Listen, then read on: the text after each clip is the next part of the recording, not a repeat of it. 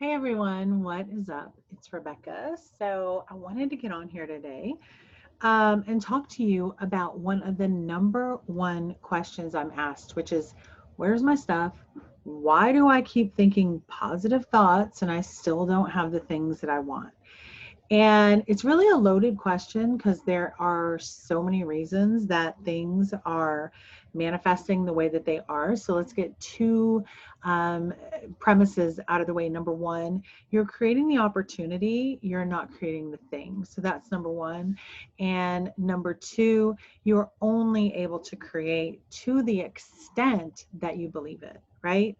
So, and not believe that it's possible for anybody, but believe that it's possible for you, right? So we have like a lot of programming that is going on that tends to hold us back and make us feel like for some reason we're not worthy of everything, when in fact we are extremely worthy. We came into this life being very worthy, and that does not change. It doesn't change if you make a mistake or if you have something happen, you file a bankruptcy, you whatever. It doesn't change your worthiness. Your worthiness is innate because you are, if that makes sense. So that's number one.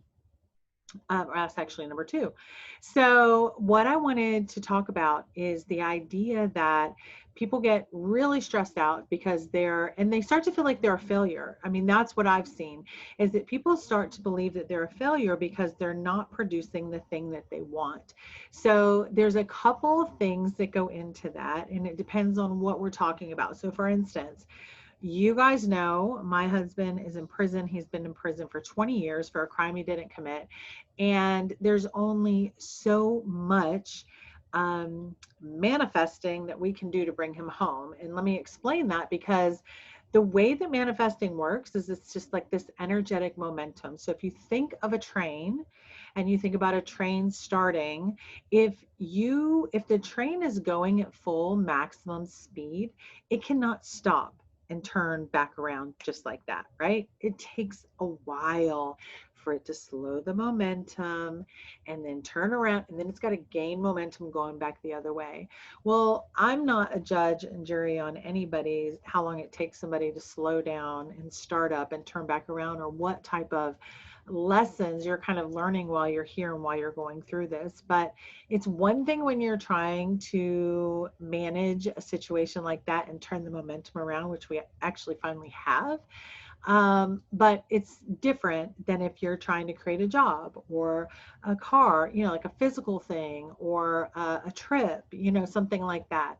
So those things to me are like the easier things. They're easier because nobody else has to be involved in that. No, you don't need anything for those to come about, and they can come about in so many different ways. And one of the things that I like to remember or remind people, well, also remember myself, but remind people that I work with, that I coach and stuff, is that abundance is not just money, it's resources.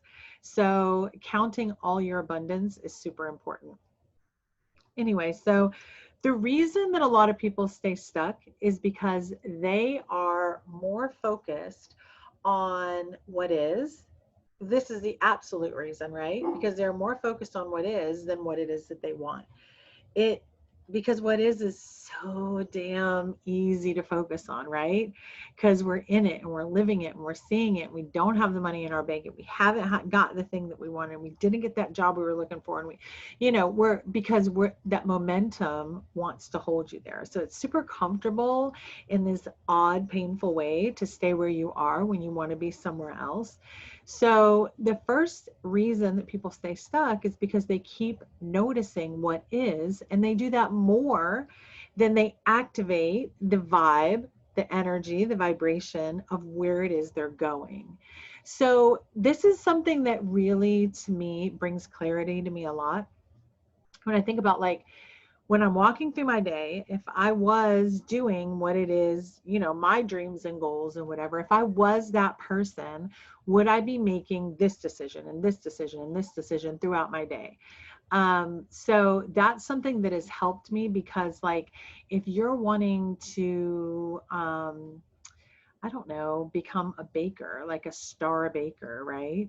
You are not going to never cook, and you're not going to not get the education that you need, or whatever it is. You know, there are certain things that you're going to do if you're in there, certain expectations, and that is where that vibe lives. That's why everybody says, including myself, find the feeling place, because the feeling place is where that vibe lives.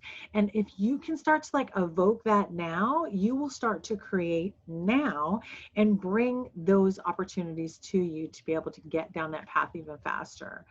The second thing that people do that holds themselves back, keeps them stuck, keeps them recreating the same thing over and over, that was my phone, y'all, is the need and desire to justify. We keep continually trying to justify. Why do we justify? We justify out of comparison. We justify because somebody else is saying, hey, I was here and I got here in this amount of time. And you go, yeah, I know, but I had X, Y, and Z going on with me, so I couldn't.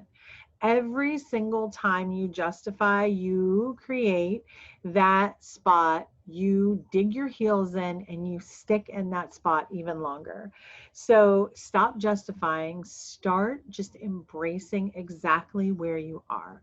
Those are the top two reasons that I see people not get the things that they want or stay stuck. And I did it myself for a lot of years.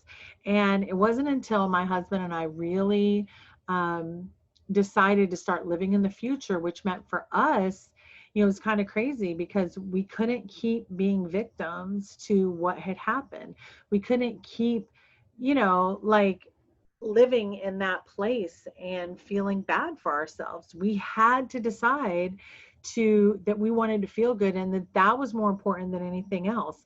And so because of that, we started to tell a different story. We couldn't tell the story of poor us anymore. We had to tell a different story. So that's the same thing you have to do, because regardless of where you are right now, if you own it, if you claim it, if you claim accountability for all of it, it makes it yours. And when something is yours, it's easier to change, right? If it's something outside of you, it's difficult to change. It's not yours. But if you say, hey, this is mine, I did this, that gives you some, like, just some sort of power over your life. And that's what we all are looking for in order to create the things that we want. So I just wanted to hop on here and give you guys that information. I hope that you have an amazing day, and I will see you guys next time.